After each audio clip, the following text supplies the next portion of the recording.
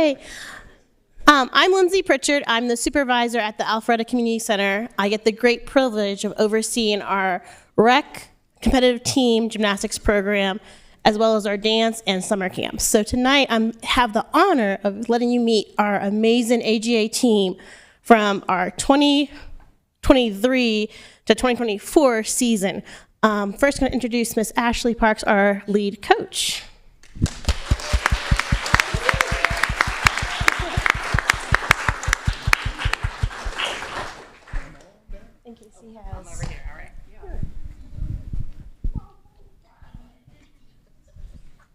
Well, I think we're going to have to take a picture at some point, and it's going to be a lot easier with this crowd if we're doing it from the center of the room. So squeeze on down here like we like each other. There we go. So would you like to say a few words? Sure. Please do, because you know more about it than I do. I should be more prepared because you do this to me like every year, and then I walk in and I'm like, oh, he's probably going to make me talk. But I just kind of wing it every time. But we first want to thank everybody for coming. I'm the director of Alpharetta Gymnastics Academy. This is actually my 10th year. I was just sitting here talking. So this is the 10th year of me directing the program. And I've had the honor of doing that and watching lots of athletes grow up through the program and have, we've had such great kids and coaches, and obviously we love what we're doing. And the kids that are here tonight are from this past season, the 2023-2024 season, and they have accomplished a lot throughout the season. We've had numerous state champions. We've had kids that have qualified to regionals and nationals this past season. And I just did like a little statistic earlier, actually, before I came, and there are 63 gyms in the state of Georgia, and every single one of our teams that competed this season at the state meet placed in the top 14 in the state. So I think that's a really big accomplishment, given that the state of Georgia is super duper competitive when it comes to gymnastics. So I want to applaud all the kids on your job well done this season, as well as our coaches, which I gave most of them the evening off tonight. So they are doing whatever they are doing. And then kids, I think we could not do this without our parents. So if you guys want to give them a round of applause, we wouldn't be able to do it without you guys carpooling back and forth, managing all the school schedules and all that. So we appreciate your hard work and keeping the kids in the program and keeping them successful. Now, why don't we bring up the stars? We'll bring up the stars. Yes, I will. I will list off from here, right here. Can I list the kids off? Right, I'm gonna have everybody come up. Sure, yeah, everybody come on up. All, okay, perfect. I think this is going in and out, is it? Okay. Yeah, y'all all come up here. Christine, come on down. Congratulations. Okay. Congratulations. I already got you before. Congratulations. Way to go, way to go, way to go.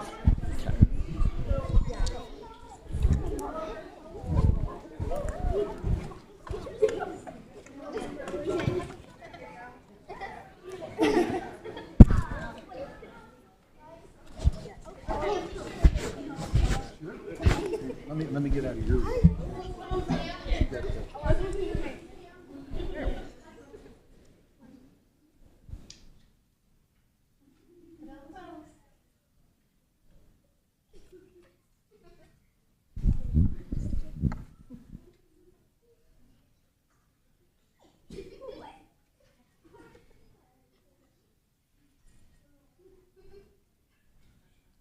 Still got a couple of cameras up. Let me know. We all done? Okay.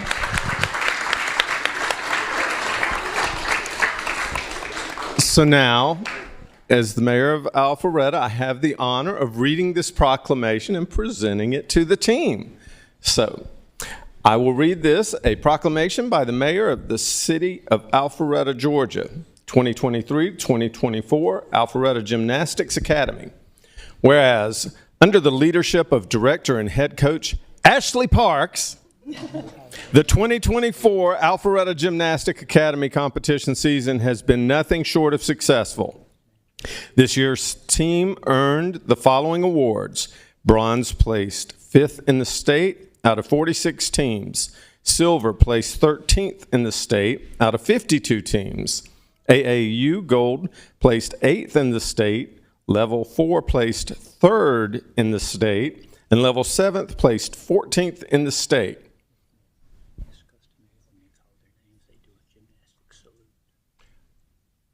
Okay. I'm getting direction from the people who understand how to really do this well. So, the following Alpharetta Gymnastics Academy team members were state champions. And as I read your name, please do your pose or your move or whatever it is.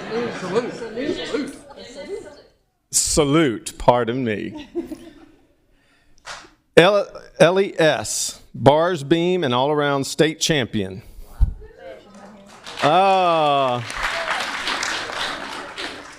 Lily U., floor state champion.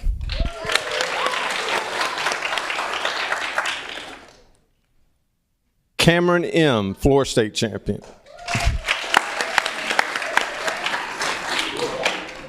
Joaquina, beam state champion.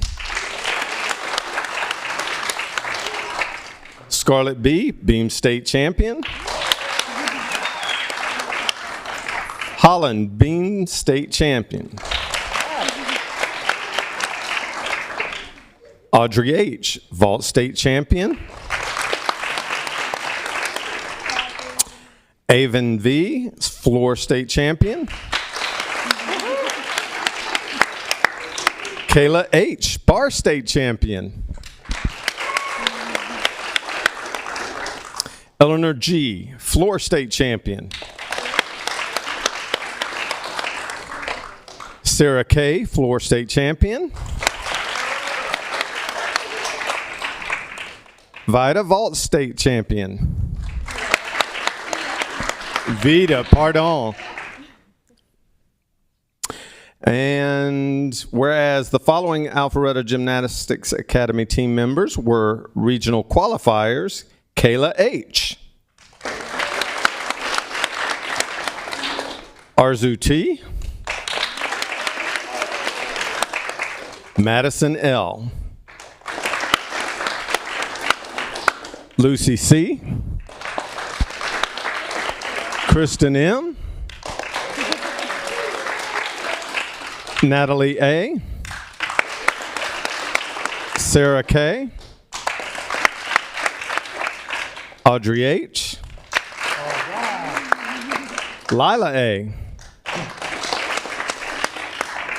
Emery V., Natalie H., Sarah M., Maisie M., Madeline R.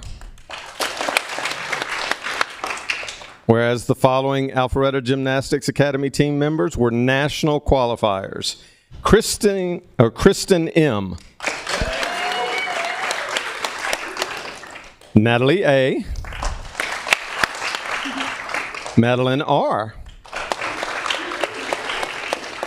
Natalie H., Maisie M., Emery V., Sarah K., and Audrey H. And whereas the team was led by several dedicated coaches, including Ashley Parks, Karina Spiron, Nina Ogaduva,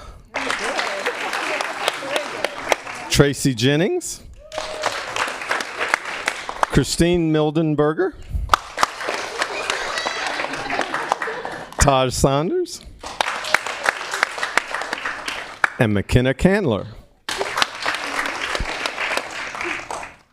Now, therefore, we, the mayor, and the city council of the city of Alpharetta, Georgia, do recognize the 2023-2024 Alpharetta Gymnastics Academy for their outstanding achievements this season and give thanks to Director Ashley Parks and to the parents and the guardians who encourage, lead, and support our young gymnasts in Alpharetta. So proclaimed this 19th day of August, 2024 by the mayor and the city of Alpharetta, Georgia. Congratulations, ladies.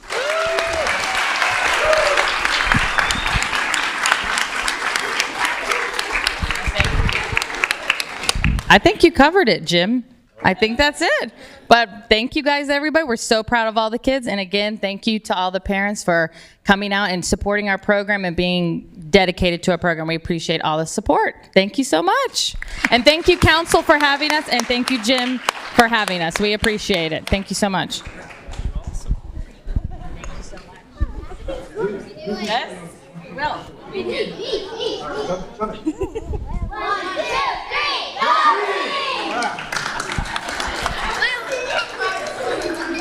Thank you.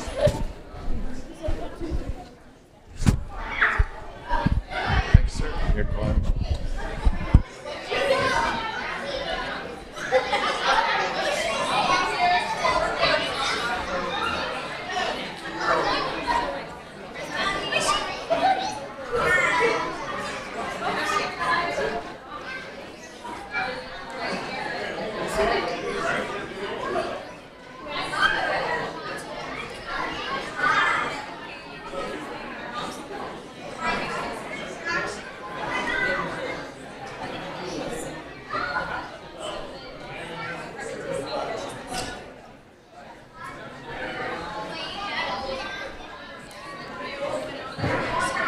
Check, check.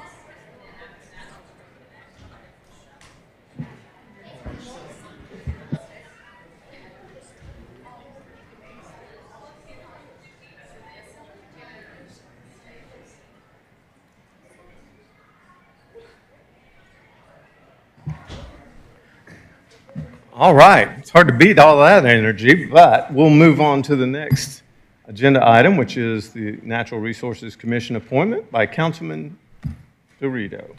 Thank you, Mayor. I'd like to appoint Mr. Herb Velasquez, he lives on Broadwell Oaks Drive in Alpharetta, of course, onto the Natural Resources Commission.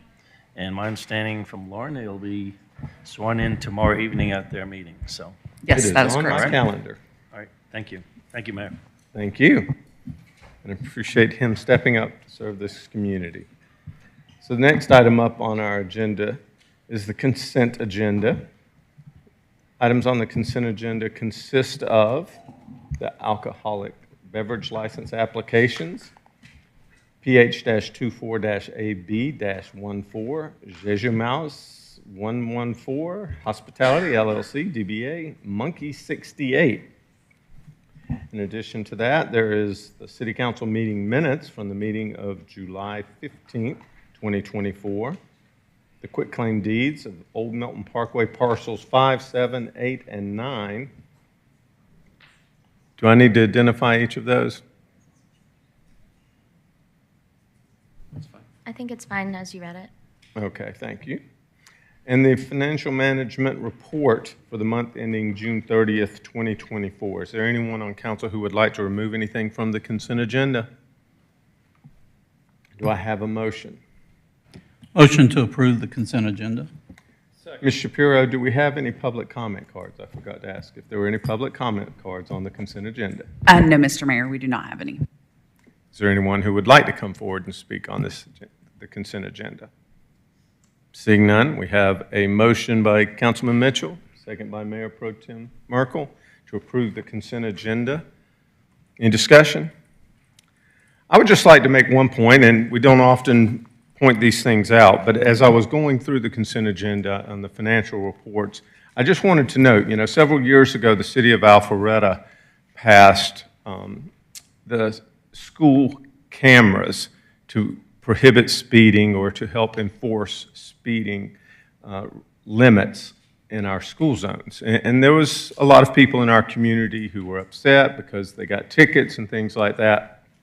And we told people at the time, this is not something to raise revenues. This is to protect the children in those school zones because, unfortunately, much of our society nowadays just ignores speed limits. And it was an opportunity to leverage technology to change behavior in those school districts. And so if you'll note, in the financial management report, the fees and the fines and things like that in those school areas have gone down precipitously, hundreds of thousands of dollars, because people are starting to slow down and pay attention. And I just wanted to reinforce that. It wasn't about the money, it was trying to make people safe and reinforce the speed limits in these school zones where little kids are crossing the streets. And so it's being effective, and people are paying attention, and therefore there's not nearly as many fines, and we're just fine with that. It was never about the money. So I'll just say that, and all those in favor of the motion, please vote yes. Otherwise, vote accordingly. And it does pass unanimously. So the next item up on our council agenda is the public hearing, announcement of public hearing procedures.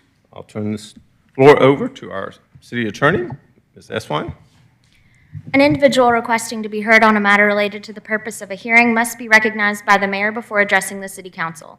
Upon rising to speak, the speaker must identify himself or herself and furnish a home or business address before proceedings with any comments or remarks. The council will allow proponents a total of 10 minutes to speak in support of an application. Opponents will be allowed 10 minutes to speak in opposition. Comments are accepted first from the applicant, followed by persons speaking in favor, and then from those in opposition. Upon conclusion of any opposing comments or presentations, the mayor will allow the applicant to offer rebuttal if any time is remaining in the originally allotted 10 minutes. Thank you, Ms. Esfine. Mr. Woodman, I believe you have this item.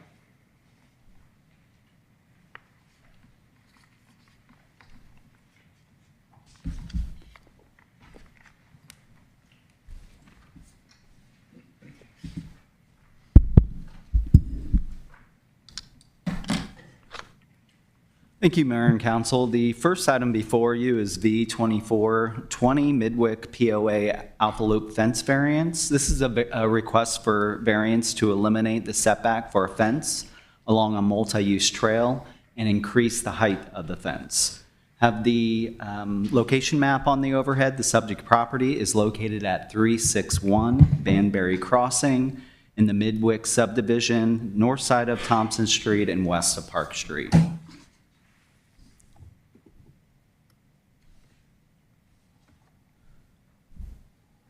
This is the Midwick subdivision plat. This property is developed with 40 single-family detached homes and townhomes. Midwick has an alignment of the Alpha Loop along its northern boundary, as well as a multi-use trail connection through a central amenity space connecting to the sidewalk along Thompson Street.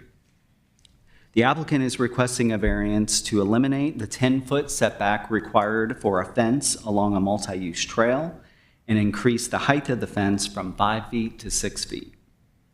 The applicant states that this variance is necessary in order to maximize the central amenity area for the residents of Midwick.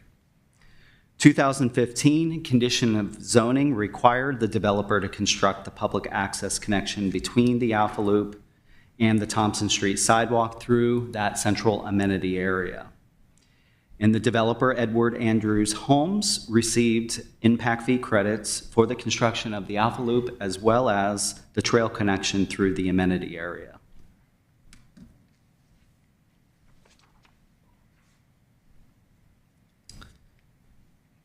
In 2022, staff approved a relocation plan for the Alpha Loop connection, depicting an evergreen hedge along the eastern edge of the trail connection.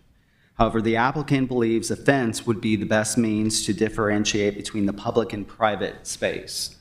And so this is the central amenity area within Midwick. This was the constructed location of the multi-use trail connection, so this yellow area here. So the applicant is requesting to relocate to the western edge of the amenity area here. So this is, again, existing, and then this is proposed. And so what is before you this evening is a request to reduce the fence setback so that that fence could be right up against the eastern edge of the trail. And then also the fence to be 6 foot instead of 5 foot. And I have a series of pictures to kind of walk you through the front, along Thompson Street, through this area all the way back to the Alpha Loop, just to give you some perspective. So this is where the trail was originally constructed. So the entrance to the trail off of Thompson Street was at the center of that amenity area. You can see the gates are currently closed. You can see the Alpha Loop sign here off to the left side of the gates. The trail has actually, staff did approve the relocation of the trail over to the western edge of the amenity area. That's what you'll see next. So here are the gates, just to give you perspective. So the trail has been moved over to the western edge of the trail. This is a 4-foot path. There are some edging that the POA has constructed along the edge of the gravel trail. And then there's about, from the western edge of the 4-foot trail to about this location here is about a 10-foot planted area.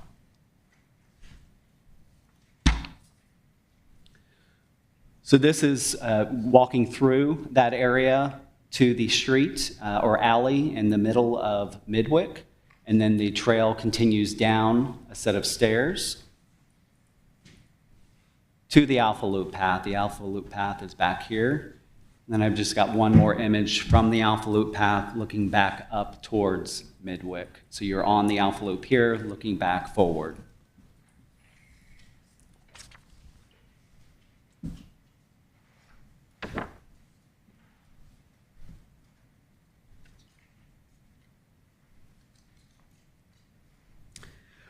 With these requests to increase the height of the fence, the applicant is proposing to plant a Confederate jasmine vine along that fence.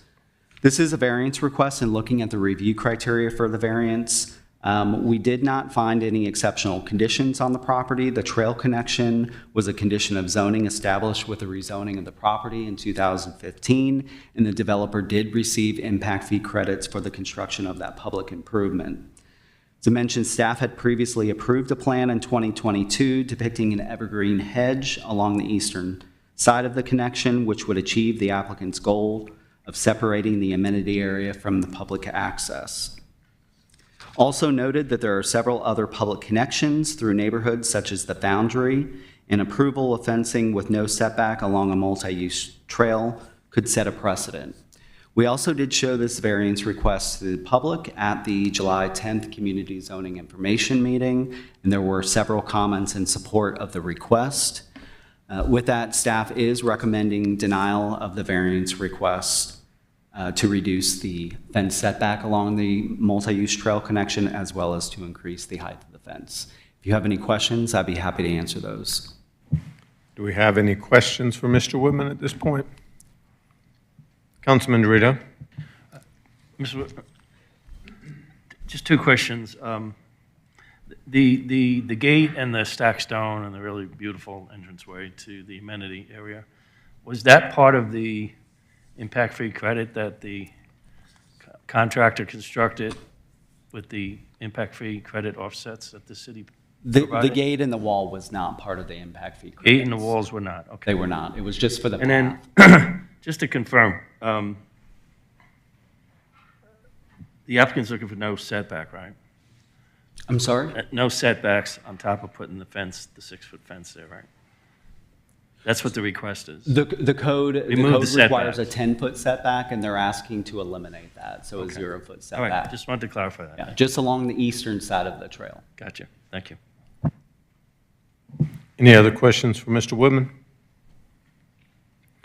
I have one question for you. I noticed in the sign, I'm assuming you're all looking at the same gate picture I am. There's a yellow sign there. Was there a yellow sign posted before they changed the path? So the yellow sign is with this variance request, the Right, public but hearing I variance. mean, I remember when they closed the gate and forced the public to go around to the other path.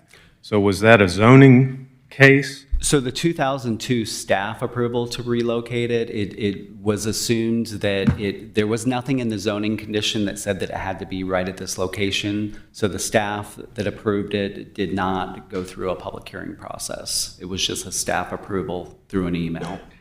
Okay, thank you. Mayor, can I just clarify real quick? Michael, you said 2002. I think this I'm is sorry, 2020. 2022. 22. Sorry about that. Thank you. I didn't catch that. Thank you for clarifying. Thank you. It wasn't there before the subdivision was. If we have no other questions for Mr. Woodman, thank you. Would the applicant like to come forward?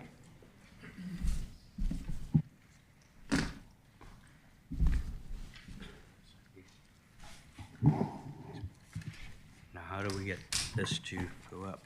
We do have hard copy, if you would like a hard copy version. You able to get this up? Yes, sir. I do have that ready to go. Once you introduce yourselves, we'll put that up on the screen for you. My name is Richard DeLuca. In spite of my Boston accent, I've been a resident in Georgia for 29 years, unincorporated Alpharetta for 9 years, and 6 years, going on 6 years at Midwick. I am a member of the Midwick Board of Directors, and we'd like to share with you the basis of our variance request.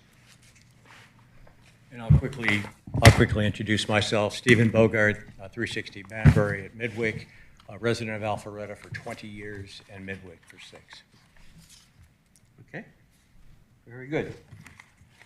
Well, hard copies to distribute.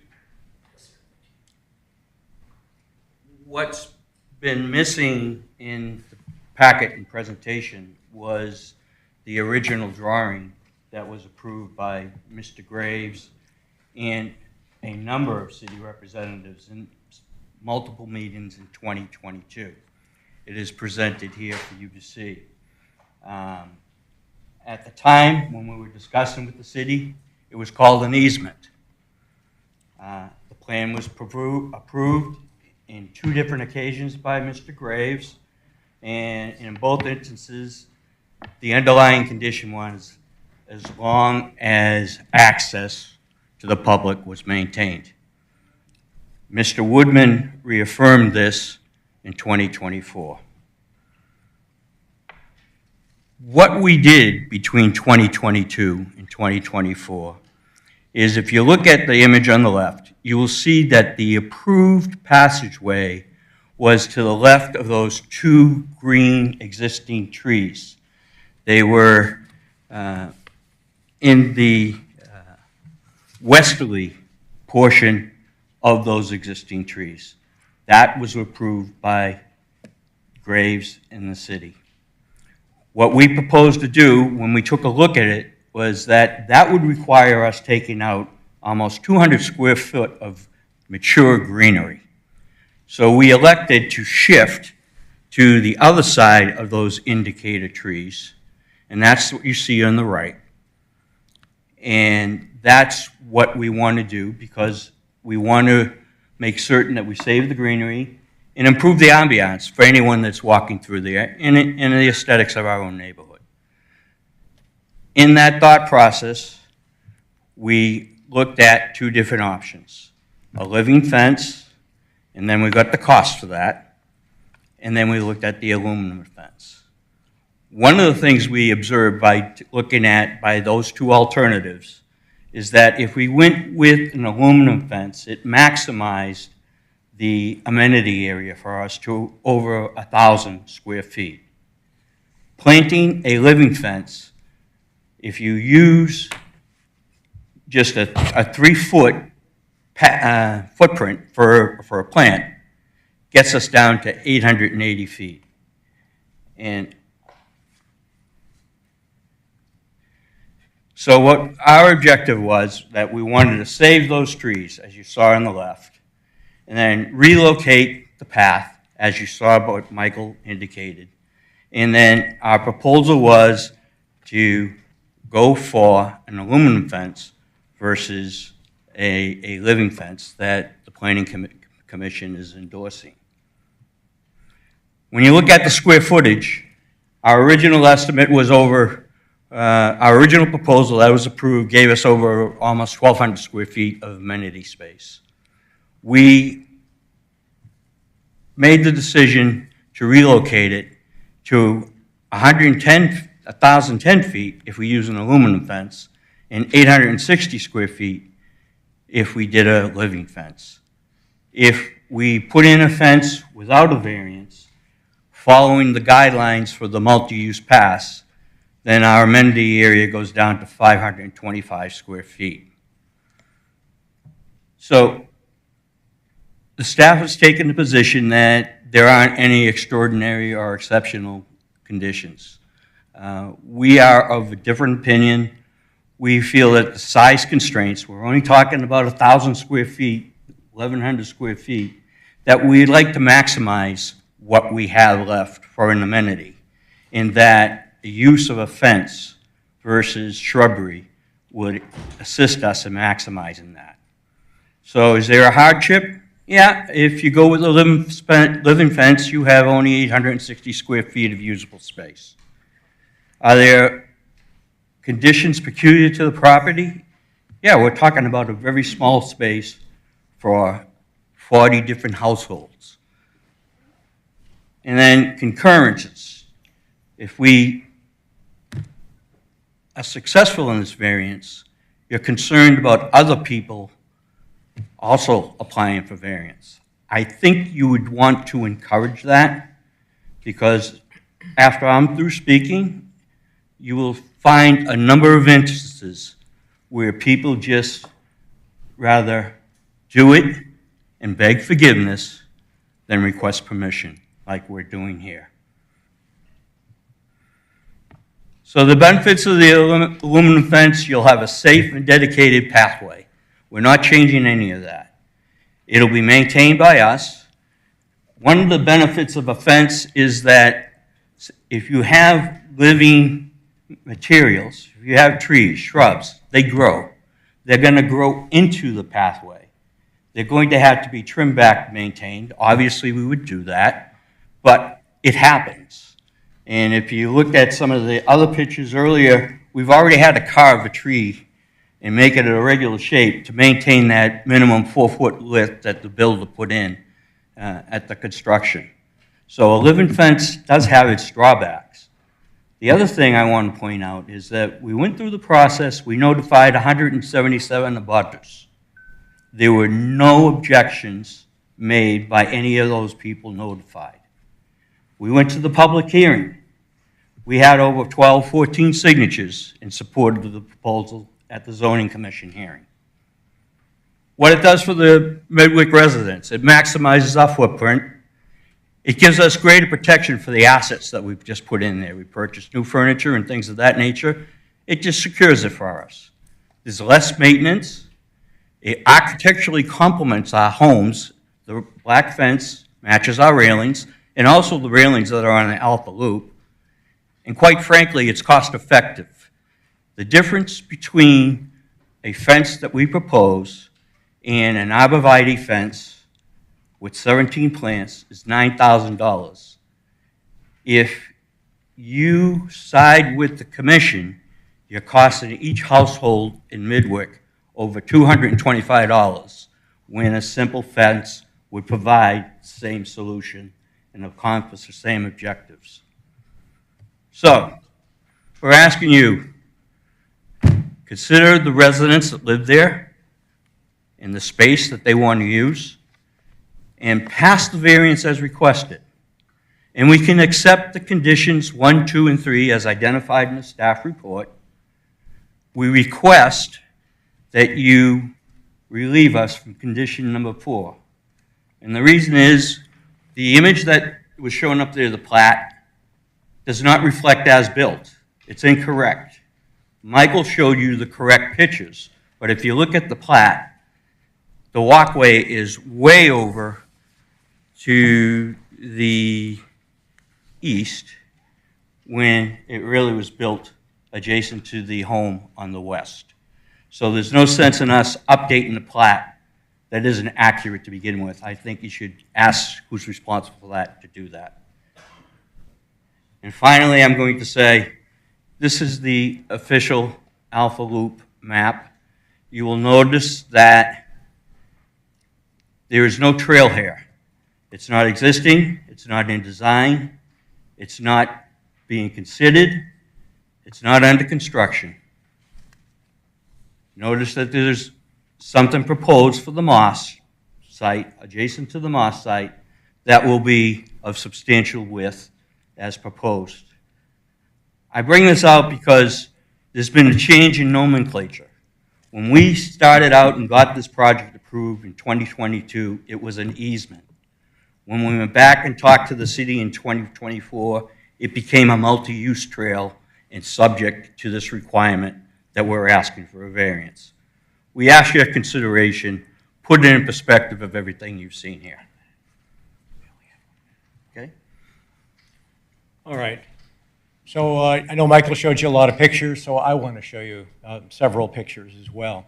So really a standard has been set all around the Alpha Loop in terms of fencing. So the first example we're going to see here is at Foundry. This is similar to us because it's an easement that goes from Thompson Street to Liberty Village. And as you can see, opaque you have fencing, 6 feet 45 seconds tall. remaining. I get it. Thank you. Alcovy. This with wiring also is 6 feet. It was installed recently. As you can see, there's a 0 fence setback, and there is no variance, period. And this is being expanded. Here's further examples of Alcovy. There's now a 7-foot door. This is before before that was installed. And here's Boise. Right on top of the Alpha Loop, there's a bush, but then right behind it, there's fencing, and there's about a 3-foot setback. If you look at Atlee, this is fairly new, another easement. And as you can see, there's a fence and about a 3-foot setback. Chiswick, again, a fence, it's about a 4-foot setback. Time. May I just go to closing? I'm sorry, that it's in the discretion of the mayor as to whether to extend the time, so at this point, it's to the mayor to decide. What is the sense of council?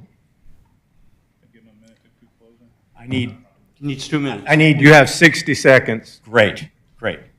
All right. So Chiswick I showed. Here's Chelsea Walk. Again, there's an opaque fence, 0 setback, right on the new Alpha Loop. Academy Park, there's fence right that abuts the loop. So our ask is this: can Midwick get the same consideration as every other community that borders the Alpha Loop? Thank you very much. Thank you. Ms. Shapiro, do we have any opposed? I do not have any public comment cards, Mr. Mayor. However, if there's anyone that would like to come and speak against this application, you have up to 10 minutes. Do you see anybody? I see no one coming forward, so we'll close public comment on the item. Do we have a motion from council? Yes, sir, Mr. Mayor, I'd offer a motion tonight to support the staff's recommendation to deny V-24-20 Midwick POA as presented this evening by Mr. Woodman. Second. We have a motion by Mayor Pro Tem Merkel, a second by Councilman Hypes, and that was to support staff's recommendation to deny. Any discussion? Seeing none? Mayor, Councilman Dorito. I don't know if this is appropriate. Can You I have- ask Mr. Woodman a question? There was a comment made by Mr. DeLuca regarding condition 4. I'm assuming that was the original application? That Condition plat 4? was presented to us by the city, and it's not accurate. Okay. Mr. Woodman, do you have any comments on that item? A very simple question was, I was going to ask whether that, since this, basically the pathway was shifted, does that still apply to the shifted pathway, that condition 4? That's all I'm asking. I'm just curious. So the path that was constructed on the property does not meet what is shown on the final plat, but the applicant has, as we stated, staff did approve the relocation in 2022. And so with that relocation of the path, that trail would need to be replatted to reflect a 10-foot easement for the trail, as well as a 6-foot path. That is what was in the 2015 zoning condition, a 6-foot path within a 10-foot easement. Would it require the planting too? I'm sorry? Planting of the shrubberies and? There was no discussion of required landscape material. Just wanted clarity on I that. just brought up what was approved. Sir, you've had your time. I'm just pointing out that it's an existing walkway at the time of approval. I understand. I appreciate it. All right, thank you. Sorry. Did you get all the questions you had answered? Any other discussion? Is everyone clear on the motion to deny per staff's recommendation? All those in favor, please vote yes, otherwise vote accordingly.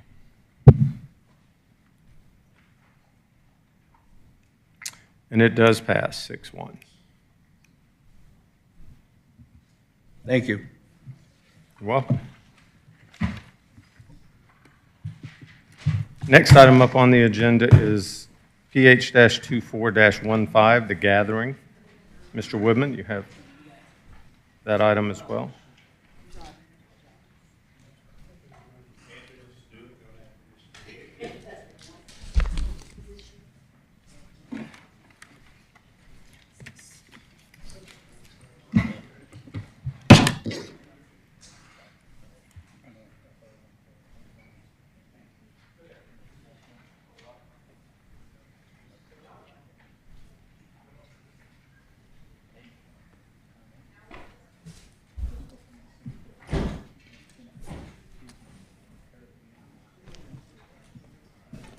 We have no authority to do that. Thank you, Mayor and Council. The next item before you is a request to change previous conditions of zoning related to the Gathering mixed-use development. The applicant is requesting the following changes: amend the site plan to remove a 4-level parking deck along Haynes Bridge, increase the maximum height of townhomes, reduce minimum height of commercial buildings, and clarify that sculpture requirement is subject to the first commercial certificate of occupancy. I have the location map on the overhead. The property is located at the northwest corner of Haynesbridge Road and Morrison Parkway.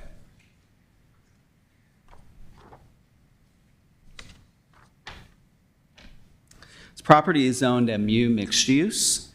It was rezoned in 2021 and is currently under construction. Just want to show these, if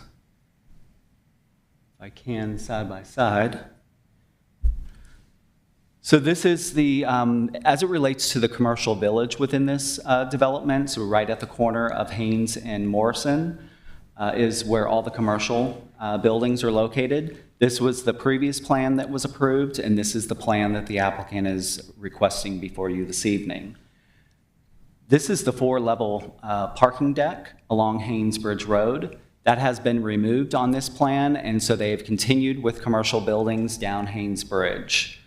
Some surface parking with the removal of that parking deck, some surface parking has been added back into the commercial village. And then the other thing that has changed on this site plan is there is a new point of access off of Morrison Parkway that is proposed between the commercial village and where the residential begins along Morrison.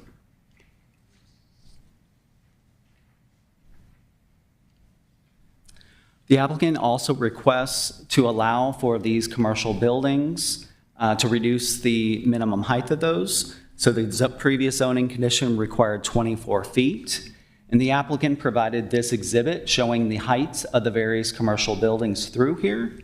The buildings vary in height between 18 feet and 26 feet.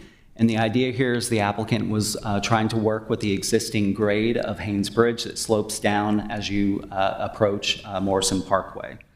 The average building height of the building shown on this current plan is approximately 20 feet.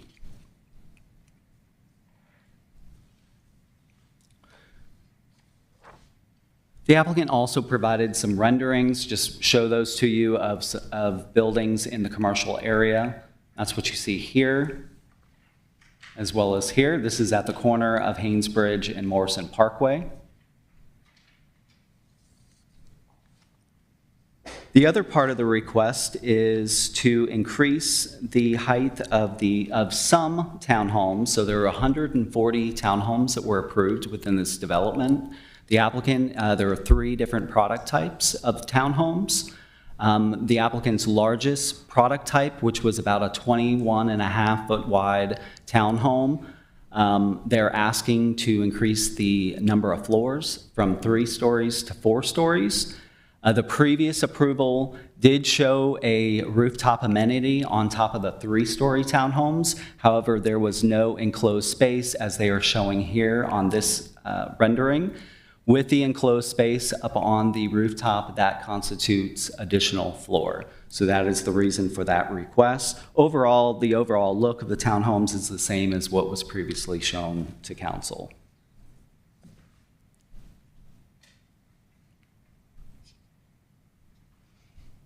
Let me just go back to the site plan. Oh, and before I go on, just to show you which of the 52 townhomes that would increase to 4 stories, these and this orange color here, as well as this building, and then these 2 buildings here. So it's not all the townhomes, not all 140, it's just 52 of the 140.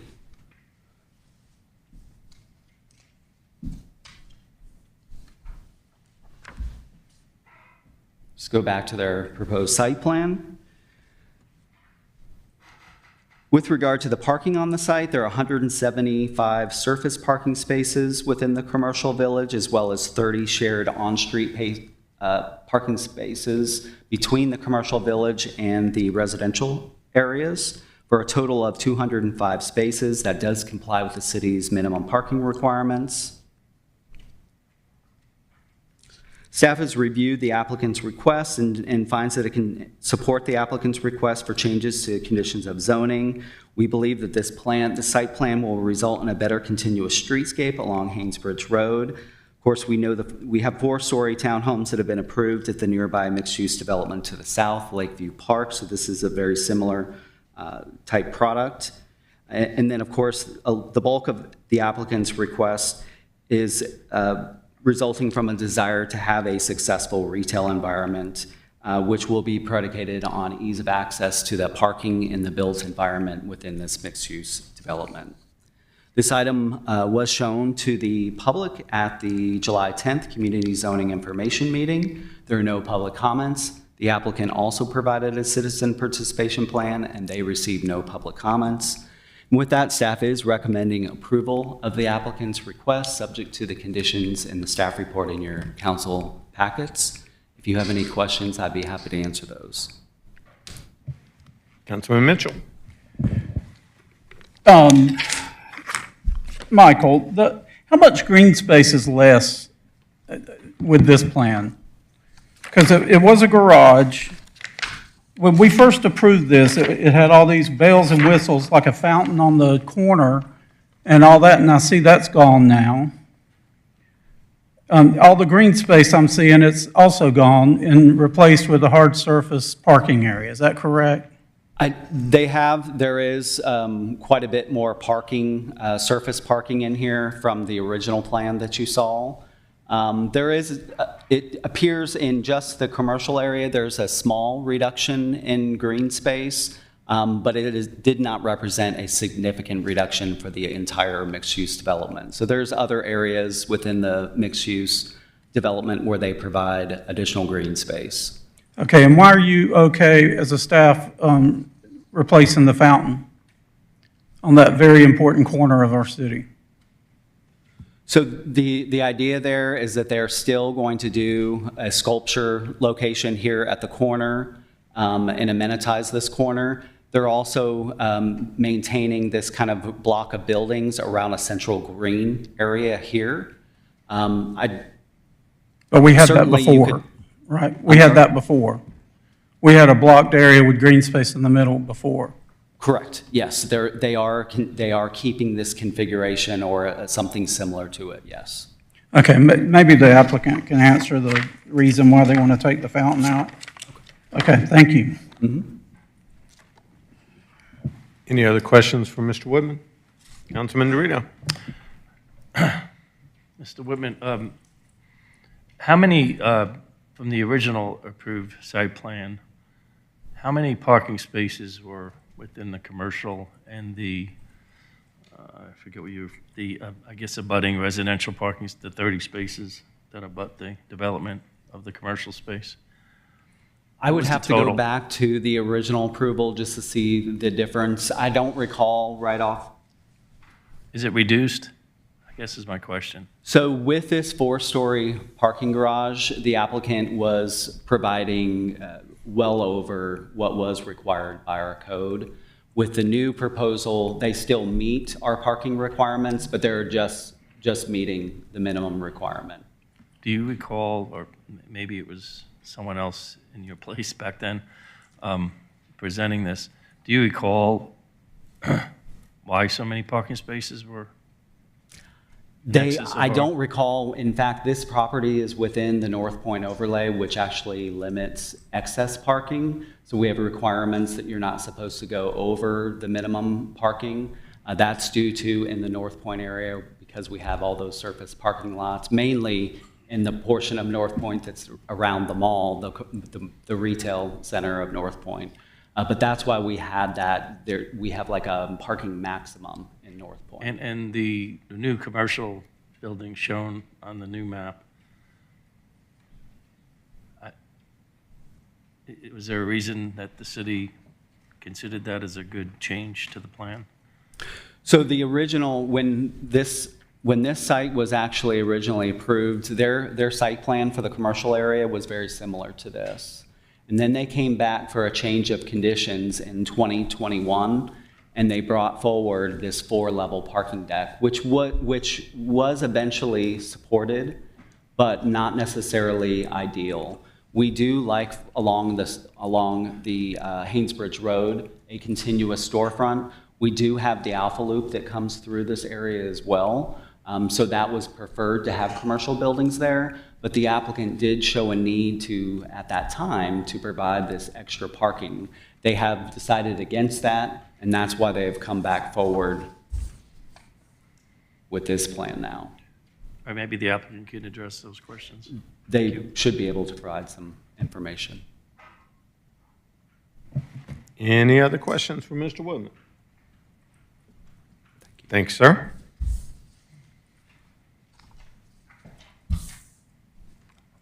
Would the applicant like to come forward?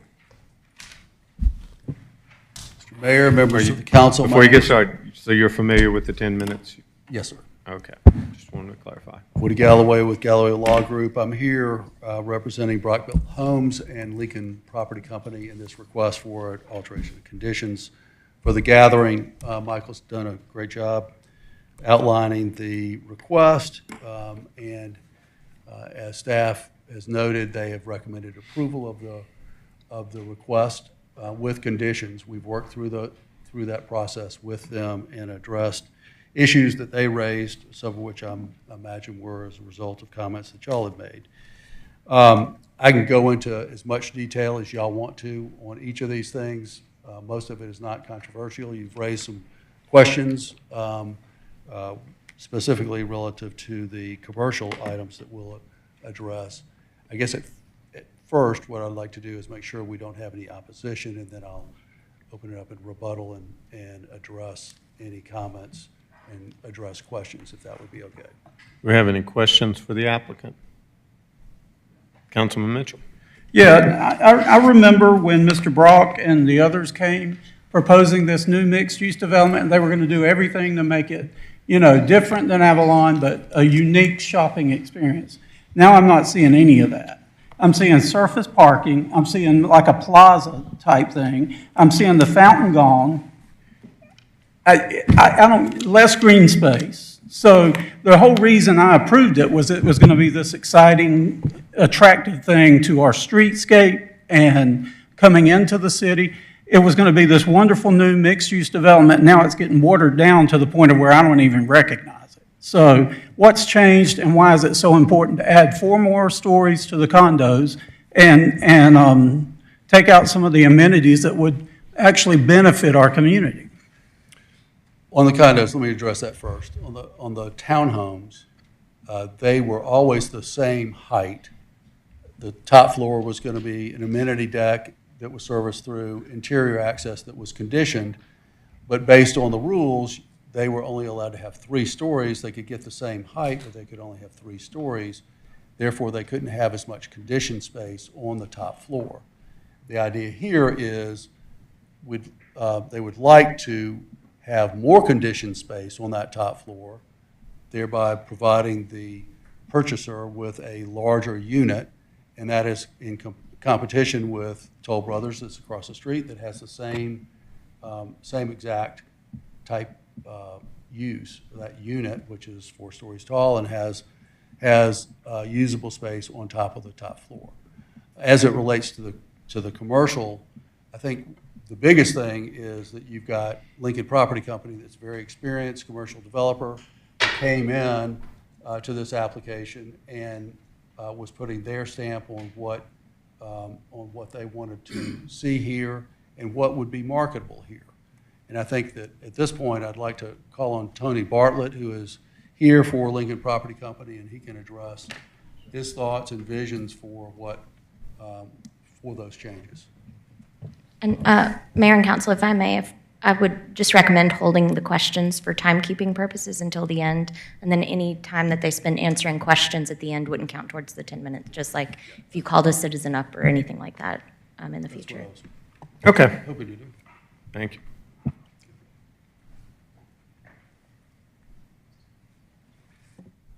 So at this point, I would say that the applicant should be making the presentation, and then y'all can ask the questions. I think he said he didn't you want don't to do have any anything more else? presentation until the opposition had an opportunity. Just want to make sure there's no opposition. Okay, that's fine. I just wanted to be clear. Ms. Shapiro, do we have any public comment cards? Not for opposition or in favor for this item, sir. Okay. Is there anyone in opposition that would like to come forward at this time? I'm seeing no one come forward. So we'll close public comment on the opposition side. Now, Tony, would you come forward and answer the question? Sure. Here, wait a Don't know how to work that. Okay. We got the big one. Hi, my name's Tony Bartlett. I'm an executive vice president with Lincoln Property Company and a resident of North Fulton. This is very much my trade area in terms of where I shop and be able to come to restaurants and what have you. So very excited about the opportunity to come into this project, and I appreciate your comments. I think one thing, if the site plan was shown, there are several factors that we're having to work with here. First of all, the issue of the parking deck itself going to surface parking is a financial one, quite honestly. The difference between parking spaces that are 15 to 20,000 a space versus 7,500 space, there's an economic infeasibility for us. We could not move forward with a project that had a parking deck like that. Secondly, we think that the removal of that deck is in fact a benefit to the entire streetscape. Instead of having a 4-story deck that is lining Haynesbridge there, we're lining that and activating the street itself. You'll notice on the site plan itself, there are connections from the sidewalk into the site. There's connections from the Alpha Loop that lead into the site itself, so with a raised table. So the first move is that. The second move is, we all know that we've got the Georgia Power easement that runs through the site that really separates the site into 2 distinct areas. So while I think your comments, Councilman Mitchell, were that the green space has been lost, what we think has been put back is in fact the activation of that street side. The northern half of the property itself sets up nicely for the type of retail uses that needs high visibility. right up on the street itself. And so we've aligned that accordingly. But the area around the green space and the lawn very much is intended to be a special place. It is intended to be a place of activation that not only the residents living in the neighborhoods behind, but also all of Alpharetta could come to enjoy. We're looking to create a unique experience outside of what already exists today in Alpharetta, which is great, between the Maxwell and downtown Alpharetta and Avalon itself. And we think both architecturally that there are a number of different things we can do, and with the activation, again, of the green space and the site and the connectivity to the trail system itself, we think we're while we may have lost one piece that you'd seen, we're giving back others that can make it for a successful retail development.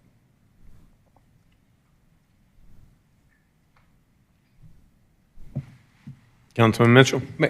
Maybe I wanted to address one other piece. You mentioned about the fountain. Yeah, that's a big one for me. And my understanding, and Adam, I may call upon you, is the way I've read this is that the requirement is for a feature on the corner of significance, something that either architecturally, whether it be sculpture, whether it be fountain, et cetera, and I think previous drawings may have rendered a fountain, but in my humble experience, most fountains that we deal with in our commercial developments are routinely either turned off or frozen or become maintenance problems. And so at the end of the day, we fully intend to activate that corner with something of significance. I think the application previously was approved with a budget not to exceed $100,000, which will probably require almost every penny of that to create the feature and the corner condition that I think everybody wants to see. If you look in your package there, we've taken some liberties to try to give you some renderings about what that would look like from the corner itself.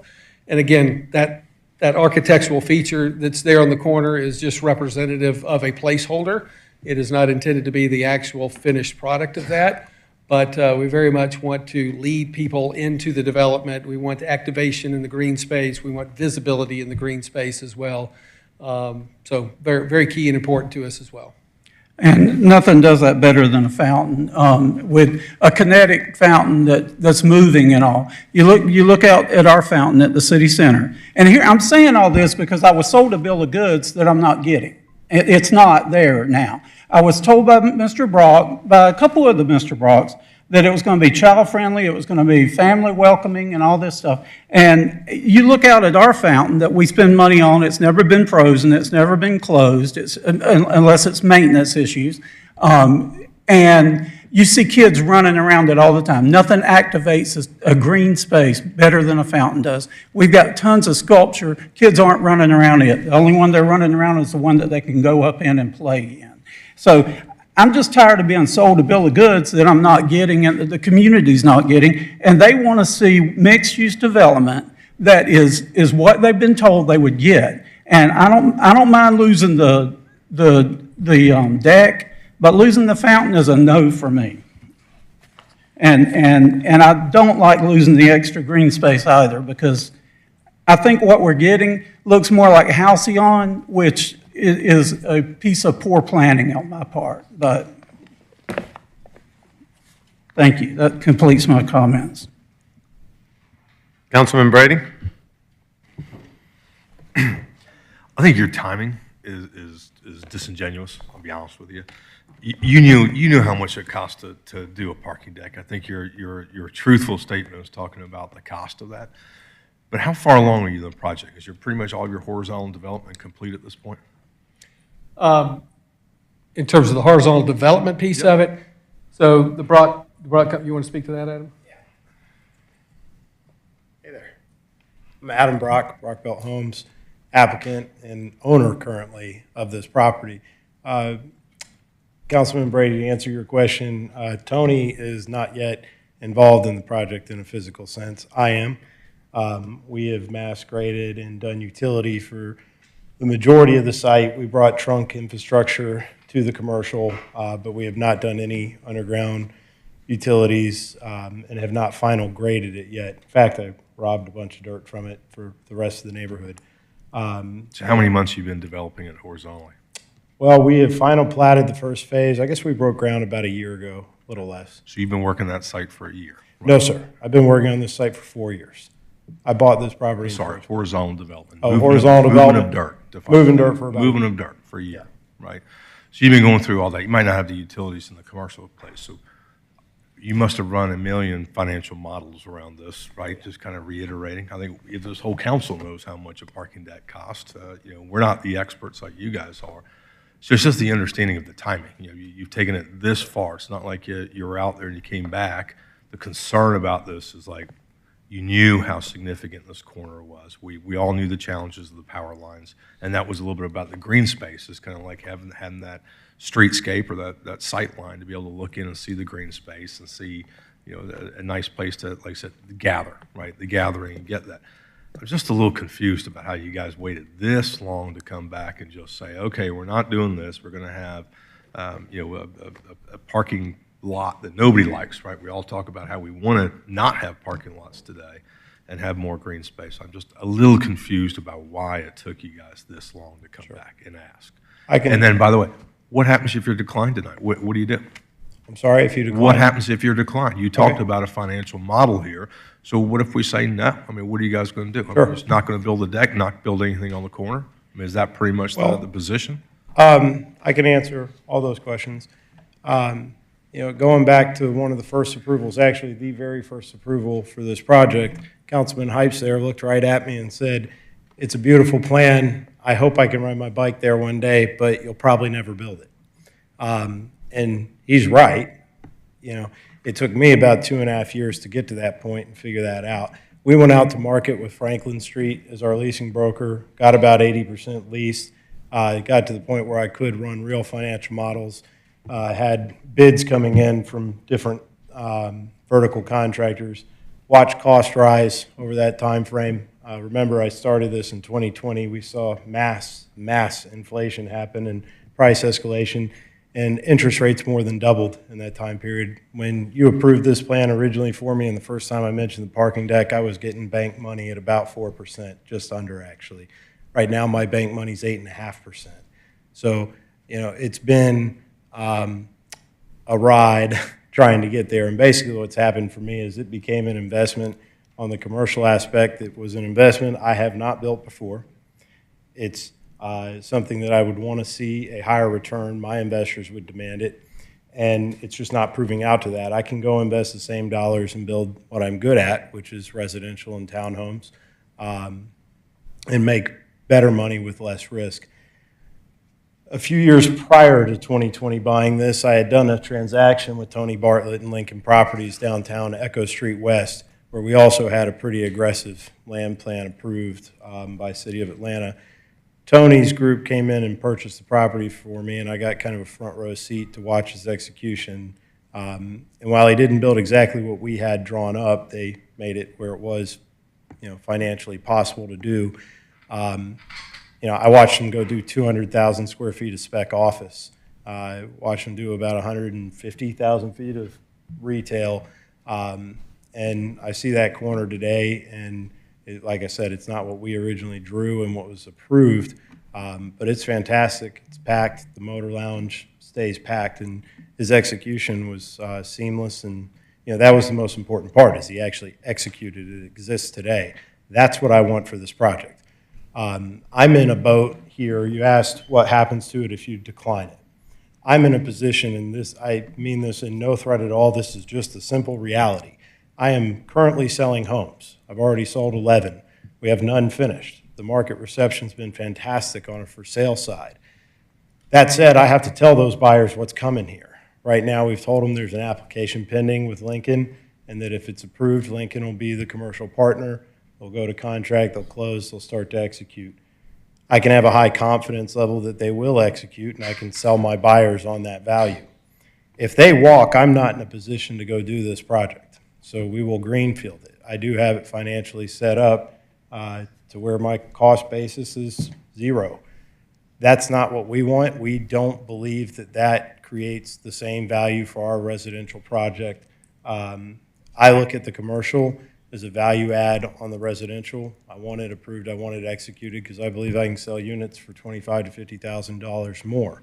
if I got $50,000 more per unit, that's almost $9 million to my bottom line. So I am highly incentivized. So let's take a look at this plan here for a second, if you don't mind. Between building C and D, like the parking lot that just runs kind of right up the road, how come we can't add more green space right there? So the visibility right off the street has more kind of green space and more, you have a huge circular or like semicircular. That's right. That whole box right there. That's what I'm just pinpointing. Right. That's the visual. That's the streetscape. That's what we're all going to be looking at. I understand the parking lot behind it. I'm just having a hard problem with that square right there. Why? Because it's so visible. Right. That could be trees. That could be area, dog park, every amenity you kind of had in there that everyone can kind of share and enjoy. You got the Alpha Loop going through there. All those connection points. I just don't understand why there's not more green space. So. That's kind of where I'm getting. I don't know what iterations you guys came up with, but I just feel like you're kind of missing something. Parking lot's not exactly the most sexiest, nicest thing to look at. I'm not sure if that's a question or a comment, but obviously parking is. Can you put green space right there in that parking lot? Obviously not clear. without losing a lot of square footage. Sorry? We'd be you're saying to put green space there instead of parking? Yep. Yeah. From a parking perspective, we do meet code, but no question about it, it's going to make a very careful selection and curation of retail, daytime and nighttime uses to be able to maximize the site that's there today. What about half that lot? What about half the lot? Honestly, we parking is at a premium, on the site itself, and been very concerned about. We managed the Maxwell previously. So it's a no. If you've been over there, you know how the parking situation is there. Certain tenants are leaving that center now because of the parking situation. So, very conscious of it and understand your comment. Certainly, we'll seek to landscape that area in a way that, in terms of visibility, it's not in your face, the parking. But I will say, from our perspective, visibility into the green space and the activation and the activity with families and the like on that is important, I think, in terms of the value of the retail. Thank you. So I'm going to change the topic to going back to the additional floor. On the residential. Right. So one of the things that I liked about this project when you first brought it to us was you were talking about being creative to create a lower price point. My concern is that if you add more closed space, it's just going to drive up the cost of those units. We are looking, so we always had 3 townhome products. We have a 14-foot townhome, a 20-foot wide, and a 21. The 20-foot townhome product is 3 stories with a gabled roof. And that's kind of the mid-price point. The 14-foot, they're ganged to look like they're 28 feet. So they actually look like the biggest ones out there, but they are, in fact, 2 units. Those are our lowest price point. The Charleston. What is that price point? Right now, 500s for the 14-footers. I think we're in the 7s on the 20-footers. And these we have not released for sales, but we're looking at these being somewhere in the 900 to 1.1 million. So they're 900 at 3 floors finished? No, sir. These would be 900 to 1.1, 3 finished floors plus extra space on the 4th floor. One thing I'll point out, if you look at this elevation, this roof line here, the only thing that is changing is where these gray walls are. That used to go straight through daylight. The roof height, the actual height from grade to the top of the roof is not changing at all. It's simply that when you don't have finished conditioned space, you measure to the midpoint of the parapet versus once I put the conditioned space up there, you now have to measure to the roof line. So physically, if I had built some yesterday and I build some, if you approve it tomorrow, they'd be identical from the street. The exception being the added floor space above. I can't answer whether we're going to do the finished floor space on every unit or if it's simply going to be an option. It's something the builder's looking at. But when my sales and marketing team saw the Toll Brothers product, they said, we really want that to stay competitive with them on a larger townhome. It gets the square footage up quite a bit. So what is the difference in cost? For me, or cost? Well, yeah, price point-wise? unless you know what they're charging, so you can tell me that. Yeah. Somewhere in the neighborhood of about $100,000 It's an additional $100,000 for the in finished sales base. price. Yeah. Okay. Mr. Mayor, that's only on the high-end units. So the additional height is only on what was already their highest unit. So it doesn't affect the lower price units at all. So that range is still the same. Those, all the other townhome products, the 20-footers and the 14s, they're in production, being built now. They're open for sales. I think we sold 11 since opening. Okay, thank you. Any other questions for the applicant? Councilman Dorito. Thank you, Mayor. Thank you, gentlemen.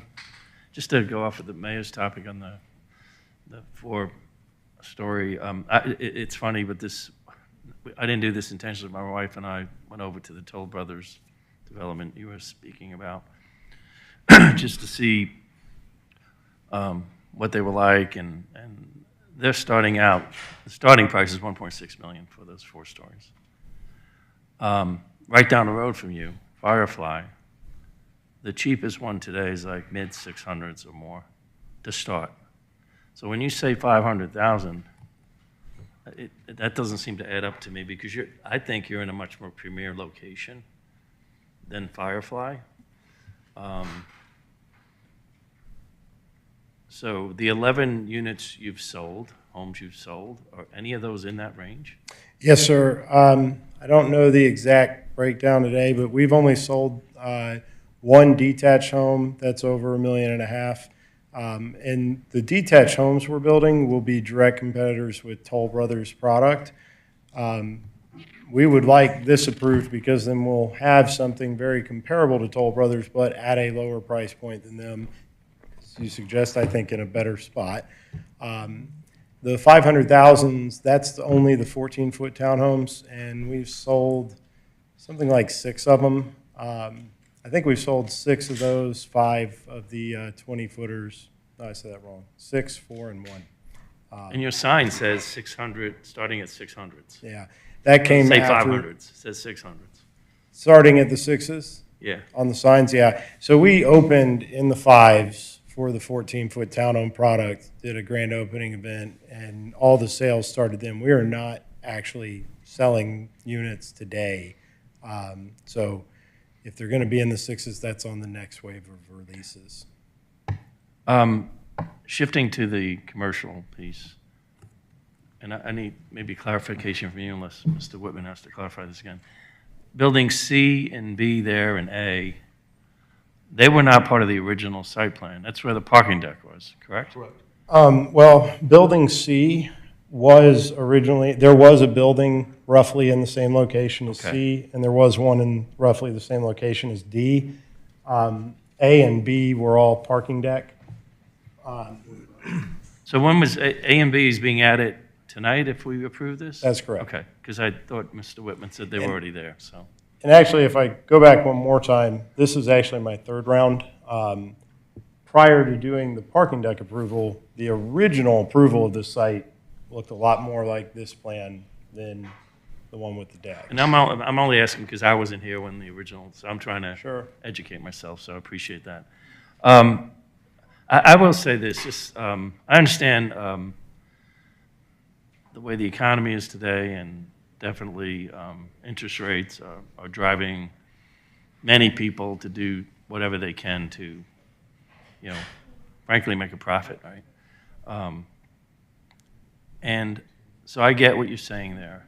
And I feel for that too, because it is, the markets right now are in a really flux situation. I think Alpharetta, because of our position in the country and how well, at least within our area, does in this bad economic times, it still makes developments like this very enticing, right? And you do attract buyers. I will say I drove by the gathering even before you started, coming out of the ground, and I brought relatives by, and I said, this is going to be a beautiful development. I am concerned about the parking lot versus the parking deck. I frankly think it would be a long-term mistake for the city to, just agree to this concept because of the work that went into the original site plan. But I also understand that if this gets turned down this evening, there's a chance, I'm not saying I don't think it would happen with you guys, but there's a chance you might walk away from the project, right? Or, and unless staff tells me otherwise, I think you could potentially build out the residential components and then walk away from this component of the project. So I think they have a right to do that, right? I don't think there's nothing stopping them, is my point. I'm not asking for your response on that. Would someone from staff want to clarify whether the conditions will allow what Councilman Dorito is? Is there a concurrency clause? There always is. So if the developer, there was no concurrency condition tying the commercial to the residential. So what the applicant would have to do is they would have to replant a buffer. If they decided to not move forward with the commercial area, they would have to replant a buffer along the street. But they could, again, I'm not suggesting you're going to do this. They could basically, because of financial reasons, say, we can't do it, whatever, and we'll let someone buy the property and develop it, maybe the same plan in the future, right? They have that, they have that right to do that if they want to. They have the right to do that, and there's nothing in the conditions that would stop that. All right, thank you. Councilman Mitchell. I'm trying to be fair here with this project. I would like to offer a deferral. Would you all be open to a deferral so you can get this together? This is not heavy on architecture. You're in the district where architecture is not a major expense for you all. I know that, in the North Point area. So you're losing some amenities that I care about. I care about the parking garage. I care about you getting it right for the long term of our community. And I'd like to give you time to do that personally, and I think there are others that would as well. I don't want to see a greenfield any more than you all do, but what are your thoughts on that? I think that makes sense. If y'all are concerned about... Sir, could you step a little closer to that microphone, please? I think it makes sense from the standpoint of if y'all are concerned about the view shed, particularly as it relates to the parking up front. We did some preliminary analysis of that. We are bound by the requirements of the Georgia Power easement. So there are limitations, but there's certainly things that we can do to make it look and feel better and address some of the concerns that you've had. It'll give us some time to look at some of these other issues. Okay. And I'm also still concerned about the fountain. The Maxwell told us they would have a fountain, and then they didn't, and it's the city's least favorite. I'll just go out there and say that. I mean, without that, it changed it completely. Okay. But if the council's okay with me making a motion to... Well, yeah. Could I now make a motion, or your thoughts, Jimmy? Do we have any other questions for the applicant at this time? Could I? Okay. I just wanted to make sure did you have something you wanted to add? Could I make one request as it applies to a deferral? There's no timing issue on the commercial side. However, we are withholding starting sales on the larger townhome product on the residential, and we really need that in our pipeline. So I would like to ask, would it be possible to bifurcate the residential from the commercial? Go ahead and vote on the residential component and defer the commercial component to a later hearing. Ms. Eswine, is that possible? I think I'm going to need input from staff on how to do that on the fly, frankly. Kathy or Michael?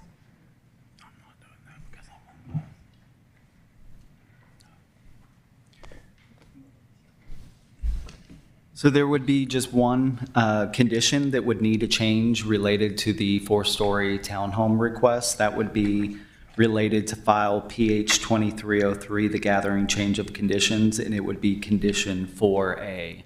So you would have to make a motion on the request to increase the height of the townhomes from 3 to 4 stories, and the condition would be that file number and condition 4A. So my concern would be if we did that, how do we defer? Or do they have to start the application all over again for what they want with the commercial? I've never seen it done. Yeah, I think it's getting pretty messy to do that. I hesitate to even say theoretically. I mean, if you. To the 9th? Okay. Our next council meeting is Monday night, and the next one after that is September 9th. Would that give you all enough time to Give us enough time, we can react. to give us some imagery of what you're going to do and all that? And also address their concerns? Yes. With that, may I Are make? we all clear?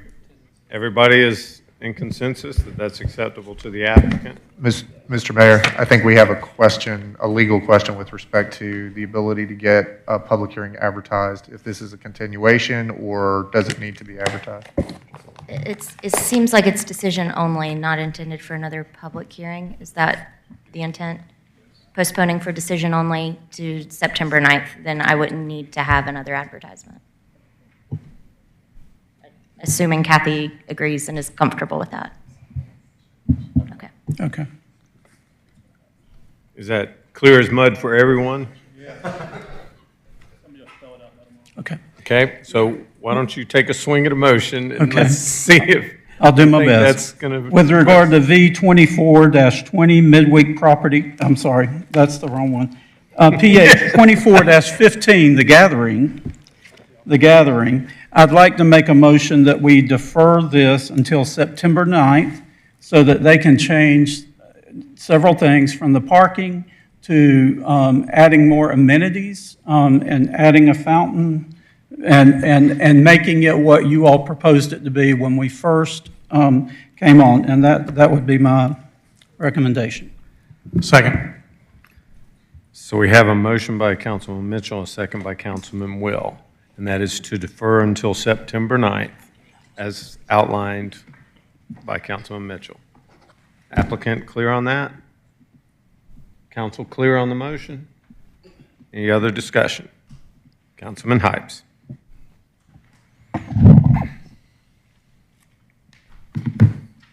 I am very sympathetic to some of my fellow council members' comments this evening. I remember vividly when this application came before us the first time. Even had an occasion to speak with Mr. Brock afterwards. And one of the things I liked about Mr. Brock's presentation then and even today is you have an interesting candor about your presentation when you bring forward an application. Because I had asked him last time, because there was no concurrence, I said, you know, you could build the residential and not build the construction. And he stood right there and he says, you're right, I could. It's not in my interest, but I could.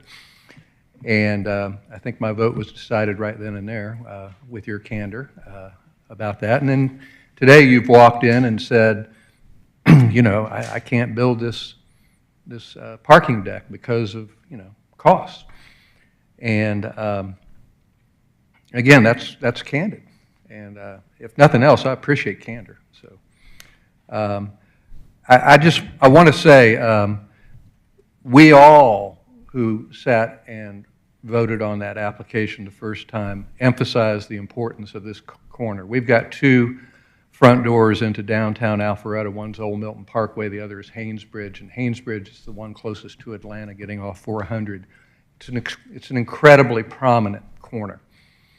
And I do feel that in some respects, what you've brought forward and what I hope you will improve is you've made what for me was barely meeting the threshold if you built what you planned to build, and you've fallen below the threshold now. That corner, to Councilman Mitchell's point, I know he advocates for art, public art in the city, but that's a great place to advocate for it. And if you said you were going to do something, that goes back to what my concerns were.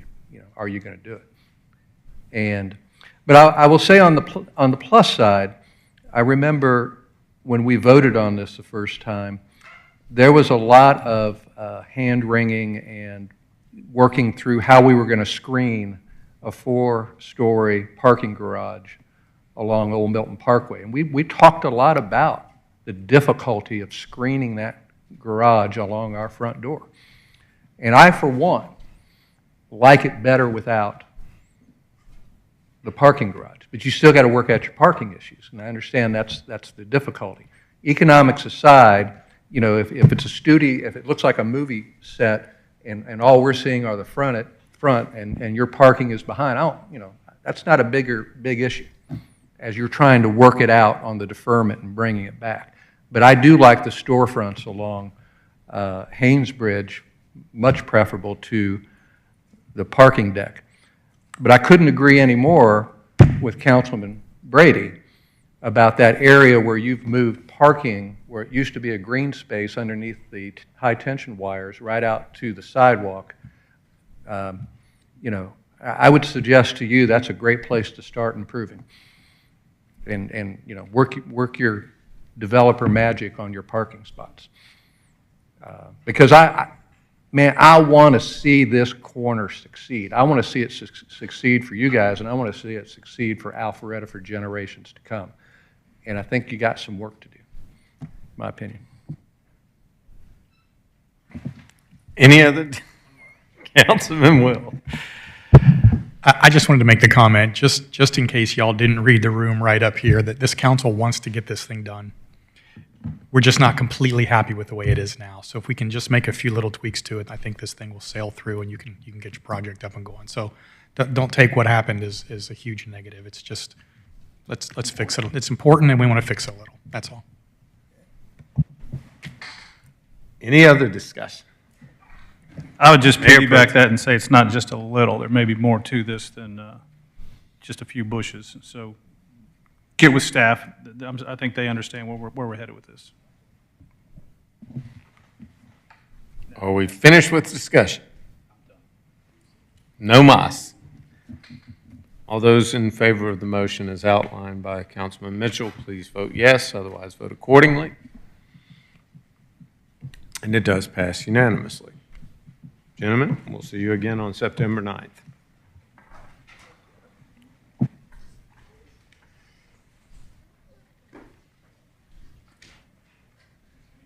So next, pardon?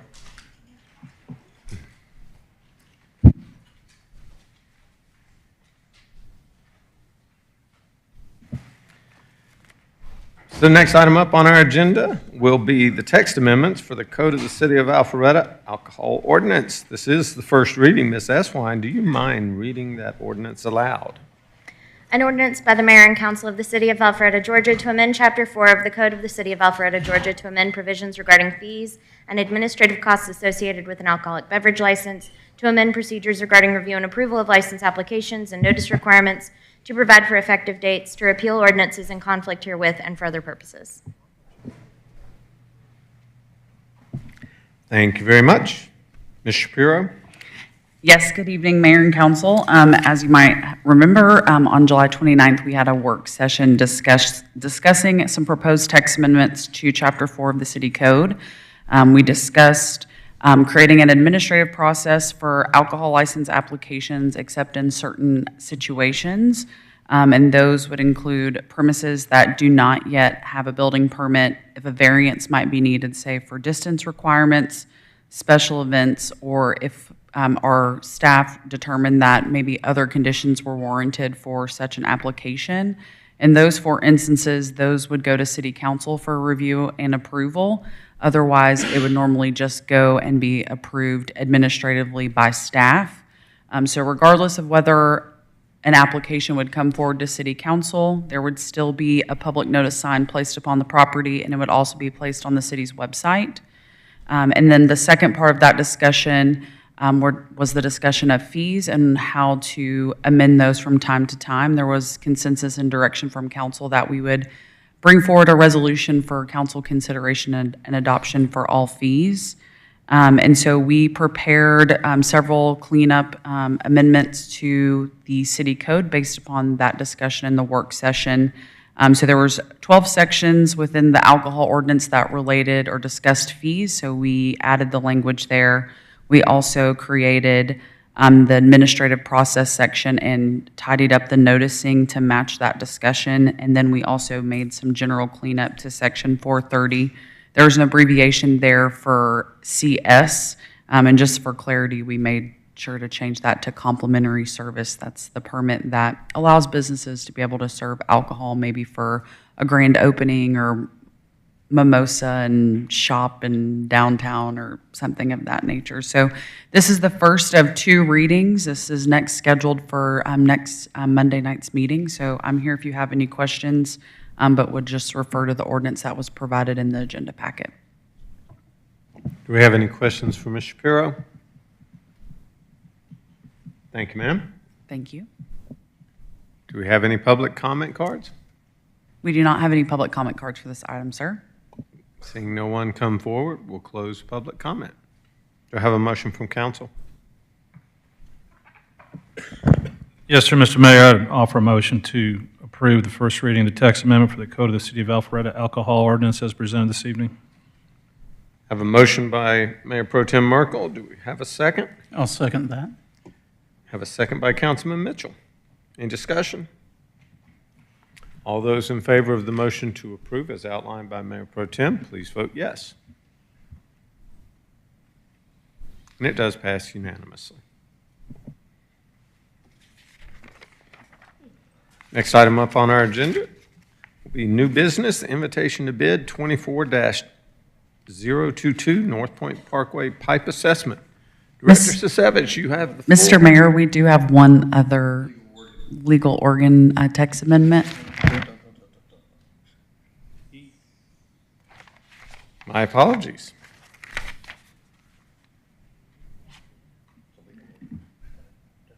So, we'll go back to the original agenda, which says text amendments for the Code of the City of Alpharetta, Georgia, legal order. First reading, Ms. Eswine, once again, please read it aloud. An ordinance by the Mayor and Council of the City of Alpharetta, Georgia, to amend Chapter 2 of the Code of the City of Alpharetta, Georgia, to designate the Alpharetta Roswell Herald as the official legal organ for the City of Alpharetta, to provide for effective dates, to repeal all ordinances in conflict herewith, and for other purposes. Thank you very much. Ms. Shapiro. Thank you, Mr. Mayor. At the July 29th City Council meeting, you all approved a contract that would allow us to use Appen Media, the Alpharetta Roswell Herald, for legal advertising services. So there is a city code section that designates which newspaper within our jurisdiction is to serve as our legal organ. So now that that contract has been approved and executed, we're bringing forward this amendment to the city code, and this would be the first of 2 readings. Thank you very much. Do we have any public comment cards on this item? We do not, Mr. Mayor. However, if there's anyone who would like to come forward, now's your chance. And I see no public comments coming forward. Do I have a motion from council? Yes, sir, Mr. Mayor, I'd offer a motion this evening to approve the first reading for the text amendments to the Code of the City of Alpharetta regarding legal organ as presented tonight. I have a motion by Mayor Pro Tem Merkel, a second by Councilman Brady. Any discussion? All those in favor of the motion to approve the legal order, please vote yes. And it does pass unanimously. Thank you very much. Thank you. So now we'll move on to the invitation to bid 24-022 North Point Parkway Pipe Assessment. Mr. Sishevich. Thank you, Mayor. Mayor and Council 49 is a pipe cammering of the stormwater pipes along North Point Parkway between Haynesbridge Road and Mansell. It's where the streetscape project is that we're working on. Pipes are over 25 feet deep, so we cannot do a visual inspection. So as part of the process, we are looking at figuring out if there's anything wrong with these pipes. If they're failing, they are corrugated metal pipes, so if they are, we'll put it within the bid package. Any questions for Director Sisevich? Thank you, sir. Ms. Shapiro? We have no public comment cards for this item, sir. However, if anyone wants to come forward, now's your chance. Seeing none, we'll close public comment. Do I have a motion from council? Yes, Mayor, move to approve the award of a contract for ITB 24-22022 North Point Parkway Pipe Assessment to Southern Drainage Solutions LLC for the amount not to exceed $76,445 and authorize the mayor to execute all necessary documents. We have a motion by Councilman Dorito, a second by Councilman Brady. Any discussion? Ms. Shapiro, any public comment cards? We have none, Mr. Mayor. Seeing none, we'll close public comment. All those in favor of the motion to approve as outlined by Councilman Dorito, please vote yes. And it does pass unanimously. So we'll move on to the next item, which is also another Director Sisevich presentation on the request for proposals 24-121 downtown Alpha Loop connections design. Yes, you may recall, Mayor, we originally with the Parks Bond project had $7.5 million for Alpha Loop that was going towards the tunnel along underneath Haynesbridge Road. We have now reallocated those dollars towards other parts of Alpharetta with Alpha Loop, and these are the 4 design areas that were shortlisted as part of those projects. So we're looking at 4 areas. Roswell Street from the new DeVore Road that's being built to Old Mill Parkway, crossing Haynesbridge Road at DeVore, connecting the final gap along DeVore Road from the end of the Maxwell development to Haynesbridge Road, and then crossing Old Milton Parkway on Kingery Lane. So those are the 4 areas. Going forward, we had multiple firms submit, 3 to be exact. Keckenwood was the highest rated cost proposal. Overall, $164,760 to do the work. Thanks, sir. Any questions for Councilman Hypes? Director Peake, can you confirm whether or not that's going to include reclaiming the city land adjacent to the post office? I don't know if we could say the word reclaiming it. I think we're Claiming. We're utilizing what is ours. I fell victim to my own terminology, but we're going to utilize that land that we've graciously had available to the post office. But that will be part of the project. Correct. And to the extent it's not real clear to me, will that go all the way down to Thompson Street where that corner is? It's all covered up with trees and poison ivy. I got a picture's worth 1,000 words. Lots of poison ivy.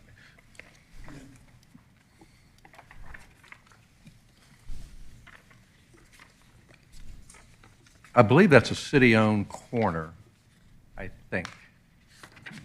Yes. I think.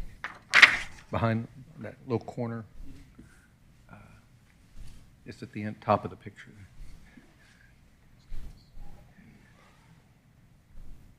So we got Old Mill Parkway, and then we're going to come down and utilize. This is the area that you were referring to, I believe, Councilman Hypes. All right. So that had been much talked about, but that's going to be implemented with this decision. Yes. And at the top of the diagram, at the corner of Kingery and Thompson Street on the southeast corner, is that all of our property on that wooden We own corner? we own a little bit of it. Okay. Well, part of this is get the full survey of that area, so we'll know exactly what we're dealing with. But we do not go past Thompson Street with this. I understand that. Yeah, it would seem like there'd be some opportunities, whether it's part of this project or down the road, to beautify that corner a little bit. Yes. So, all right, thanks.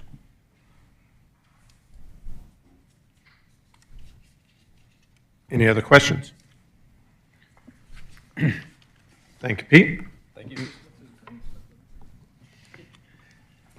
Ms. Shapiro, do we have any public comment cards? We do not, Mr. Mayor. However, if anyone would like to come forward for public comment, now's your chance. Seeing none, we'll close public comment. Do I have a motion from council? Yes, Mayor, move to approve the award of contract for RP 24-121 to Keckenwood, Inc. for the design of Alpha Loop connections at 4 locations within and near downtown in the amount not to exceed $164,760 and authorize the mayor to execute all necessary documents. Have a motion by Councilman Dorito. Do we have a second? Second by Councilman Brady. Any discussion? All those in favor of the motion as outlined by Councilman Dorito, please vote yes.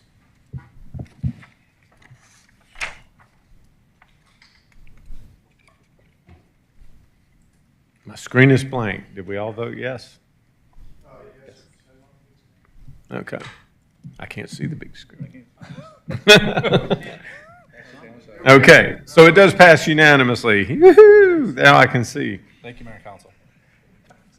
So move on to the next item, which is the purchase approval of Encore Greenway, wetland, and stream mitigation. Director Sasevich, you're on a roll. As part of this Encore Greenway project, we are impacting wetlands as well as string buffers. That's the concept plan. The project's actually out to bid right now. Bids are due on Thursday, so we'll have a very good idea what the price is going to be. But part of that is we have to pay impact credits. That is less expensive than tearing up wetlands and reconstructing new wetlands somewhere else. So we went through, worked with our consulting team. They were able to find some of these credits, and they're not the easiest to find within our basin that we need to have. GDOT has been taking quite a bit of them. In fact, this firm has actually reserved them for us. And it's a little unusual for us to come forward and ask for these credits now before asking for award of the project. But we need to secure these immediately or they could be displaced to GDOT. So it's $355 and $355,630 are the total credits for the wetland and stream bank mitigation. This is in line with what we spent on Webbridge Road when we did the Webbridge Road bridge replacement and the Greenway connection. Any questions for Director Sasevich on this? Thanks, sir. Thank you. And we have no public comment cards, Mr. Mayor. Any public comments to come forward? Seeing none, we'll close public comment. Do I have a motion from council? Yes, Mayor, I move to approve the purchase of wetland and stream mitigation credits in association with the Encore Greenway project in the amount not to exceed $355,630 from RES Astor LLC, and authorize the mayor to execute all necessary documents. We have a motion by Councilman Dorito and a second by Councilman Hypes. Any discussion? All those in favor of the motion as outlined by Councilman Dorito, please vote yes. And it does pass unanimously. Thank you, Mayor and Council. Thank you, Pete. We appreciate it. That'll wrap up new business. Move on to public comment. Ms. Shapiro, do we have any public comment cards? We do, Mr. Mayor. If Derek Blassingame, I apologize if I mispronounce your name. And generally, we do limit public comment to 3 minutes, sir. All right, thank you. Yes, my name is Derek Blassingame. I appreciate the opportunity to address this council. First, I want to comment on the gathering. I'm more in favor of the Avalon. I think Avalon is great. It's a great development. It's innovative. It's cutting edge, and it's a way to attract new people, cross-generational. And unfortunately, what they brought in today was just some engineering schematics of an idea of what they want to plant here in Alpharetta. And a common citizen cannot even read those maps. All I see is one schematic says a bunch of green spaces with trees laying on the ground. And where's my time up here? And then the other thing, the other schematic came back, the trees was disappeared. There was a bunch of concrete, so it looks like an outdoor mall, like a big mall. What is that going to look like in 30 years?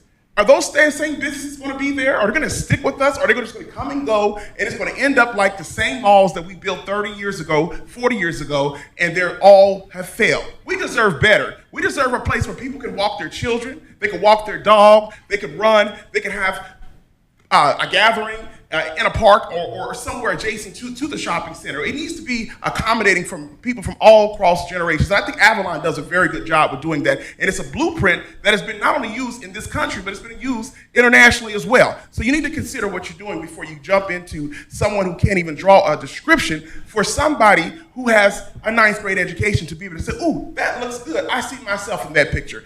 Now, I want to fast forward over here in my last minute and 5 seconds to an incident that happened at Gwinnett Tech campus with Officer Daryl Duvall of the Alpharetta City Police Department. I am homeless, recently became homeless because I lost my job, my income, and this police officer was very rogue, he was very inconsiderate, and he lacked compassion. I came to Gwinnett Tech to inquire about services for homeless students because I have a GPA of 4.0. He treated me with the most disrespect. He kicked me off of campus. He put his hand toward his firearm, and it completely put me in a fear for my life. I called for a supervisor. The supervisor came out and completely ignored me, completely disregarded me, and even after I waited patiently on the sidewalk for him to come and talk to me about what happened with Officer Duvall, he still ignored me, got in his patrol car, and drove off. Then I proceeded to go back to the city of Atlanta, where I felt that I could get the help and the assistance that I need. But I've never asked the city of Alpharetta for a drink of water, housing, clothing, or shelter, or anything. But look what we've built since 1986 when I was born. Look what the mind, the American mind, the ingenuity that is in this city that is being tapped from architects and engineers from all around the world. But when I came here for a drink of water from an institution of which I worked my ass off, completed 16 weeks of courses in 7 weeks and got a 4.0 in the midst of being homeless, unemployed, and fighting 2 criminal charges in Fulton County Superior Court and State Court that the government levied against me because I support President Donald Trump and the Republican Party, I still managed to survive. So I just want to let you know, I never asked you for anything. I didn't ask you for a handout. I asked for a hand up, and you turned your back on me. So I hope that when you look at yourselves, and whatever faith you confess, when you did it unto the least of mine, you've done it unto me. That's thus saith the Lord. Have a Thank you, sir. Do we have any other public comment cards? We do not, Mr. Mayor. Do we have any reports this evening?